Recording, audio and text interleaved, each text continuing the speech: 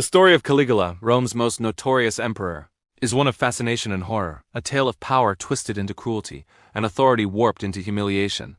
He ruled for only 4 years, from 37 to 41 CE, but in that short time he carved out a reputation so monstrous that his name is still synonymous with madness and perversion. Whether every tale told about him is true or not, what remains undeniable is how deeply his reign scarred the image of imperial Rome. His dark legacy lies not in military victories or administrative reforms, but in the shocking humiliations he inflicted upon Rome's elite, his cruelty toward those closest to him, and the way he turned sexuality into an instrument of domination. Caligula was born Gaius Julius Caesar Augustus Germanicus, the son of the beloved general Germanicus. His nickname Caligula, meaning little boots, came from the miniature soldier's uniform he wore as a child while following his father on campaigns. The affectionate nickname given by soldiers would later become a mocking label, one that defined his reign in hindsight. When he first came to power, the Roman people greeted him with enthusiasm. The young man, just 24, was the descendant of Augustus. The blood of Julius Caesar ran in his veins, and he promised a fresh beginning after the paranoia and executions of Tiberius's later years. For a brief moment, Caligula seemed like a savior, but the promise quickly decayed. After only a few months in power, Caligula fell gravely ill. Some historians suggest that his brush with death altered his mind, unleashing a darker side of his personality.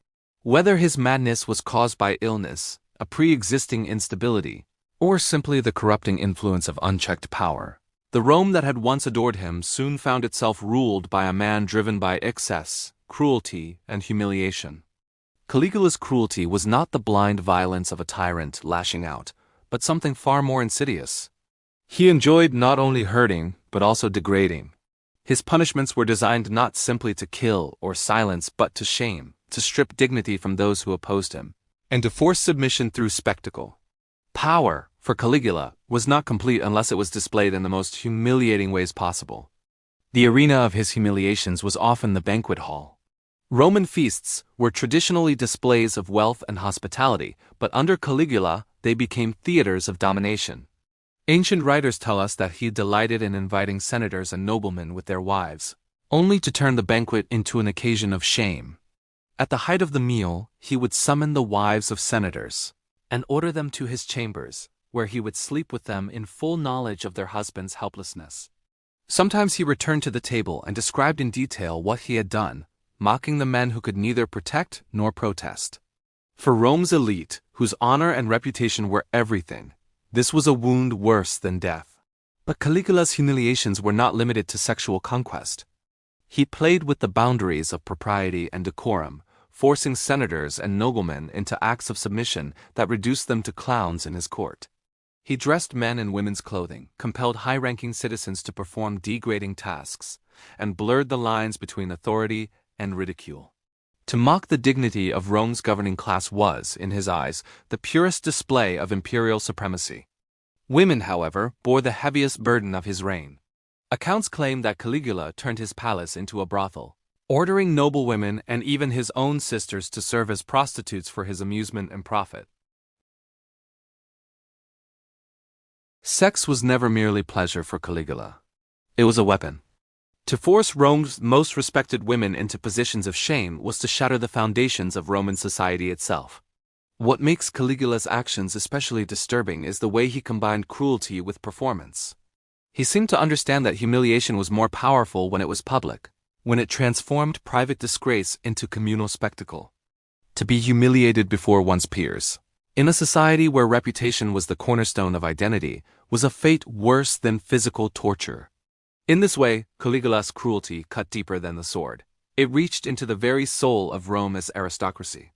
There are stories that stretch the boundaries of belief, accounts so grotesque that some scholars argue they were invented by later writers eager to demonize him. Suetonius, for example, describes how Caligula treated his sisters as lovers, flaunting incestuous relationships that shocked even the most decadent Romans. Other sources speak of him parading noble women naked at his feasts, mocking their bodies in front of their husbands. These accounts may contain exaggerations, but they illustrate how Caligula's reign was remembered as a theater of humiliation where nothing was sacred and no one was safe.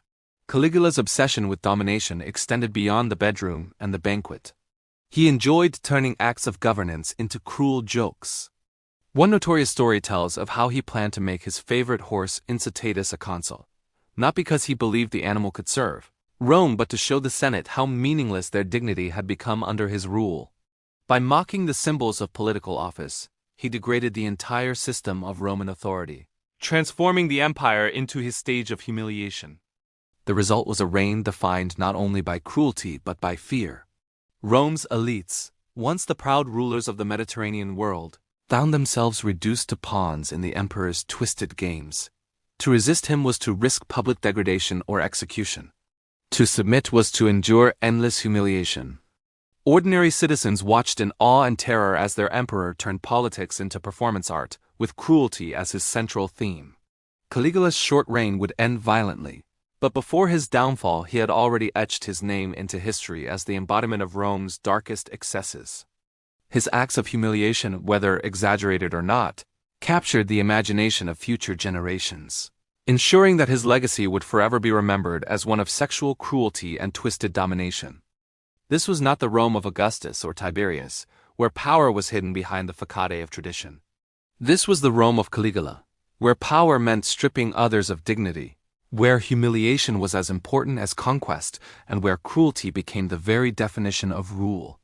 As Caligula's reign progressed, his humiliations grew more extreme, and his appetite for domination seemed insatiable.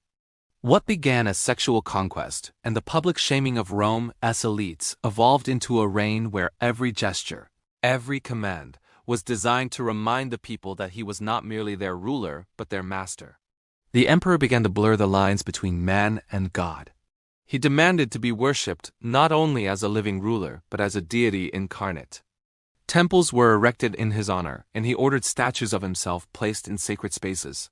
One chilling story claims that he attempted to have his own statue installed in the Temple of Jerusalem, an act that would have desecrated one of the most sacred sites in the ancient world.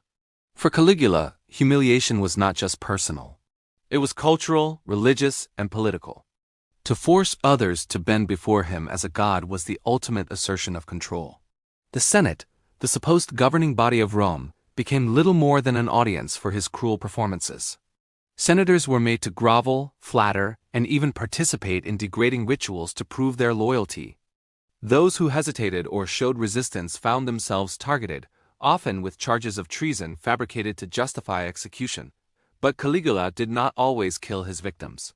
For him, a slow humiliation was often more satisfying than a swift death. Ancient historians describe bizarre spectacles staged by Caligula, blending entertainment with cruelty. He reportedly lined up prisoners of war and had them executed as part of lavish feasts, turning human suffering into a kind of performance art. Others recount how he mocked Rome's military traditions, ordering soldiers to march into the sea or collect seashells as spoils of victory in his so-called campaign against Neptune, the god of the sea. Whether these tales are literal truths or exaggerated satire, they reflect how his reign was remembered, a blend of absurdity, humiliation, and terror. His treatment of women, however, remained one of the darkest hallmarks of his rule.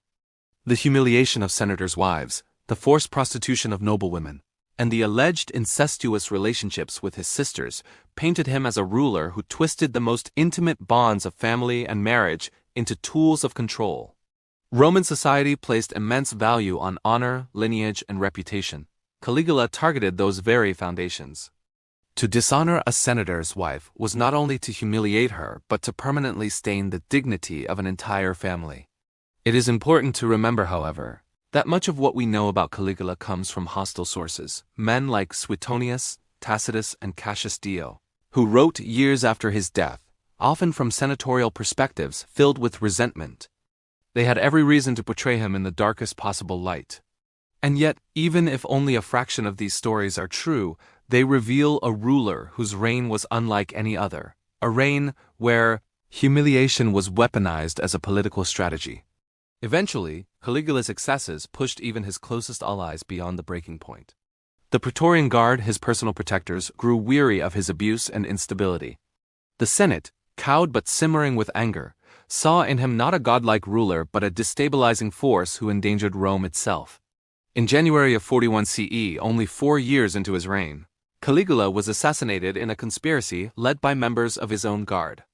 Struck down in a corridor of the imperial palace, the man who had humiliated so many met his end in a storm of blades. His death was brutal, but it was also greeted with relief. Ancient sources describe how the people rejoiced, how senators rushed to erase his memory, and how Rome for a moment breathed freely again. The humiliation he had inflicted upon others became his legacy, and the Senate ensured that his memory was condemned, a practice known as damnatio memoria. His statues were destroyed, his name was stricken from records, and he was transformed from emperor to monster in the annals of history. Yet the fascination with Caligula has never faded. Was he truly insane, a man whose mind was shattered by illness or power? Was he a victim of propaganda, demonized by the senatorial class he despised? Or was he a calculating tyrant who understood better than anyone how humiliation could be wielded as a tool of absolute domination? The truth likely lies somewhere between fact and exaggeration. But what cannot be denied is the impact of his reign, a chilling reminder of how absolute power can turn cruelty into spectacle and humiliation into state policy. Caligula's story forces us to confront uncomfortable questions about the nature of power itself. How much of tyranny is born from madness, and how much from the very systems that enable unchecked authority?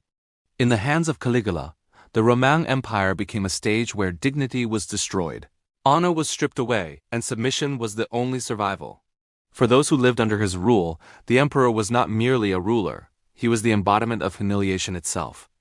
And so, his legacy lives on not in victories or achievements, but in the whispered tales of debauchery, cruelty, and sexual humiliation that still capture imaginations today. Whether remembered as fact or twisted into legend, Caligula's reign stands as one of history's darkest warnings.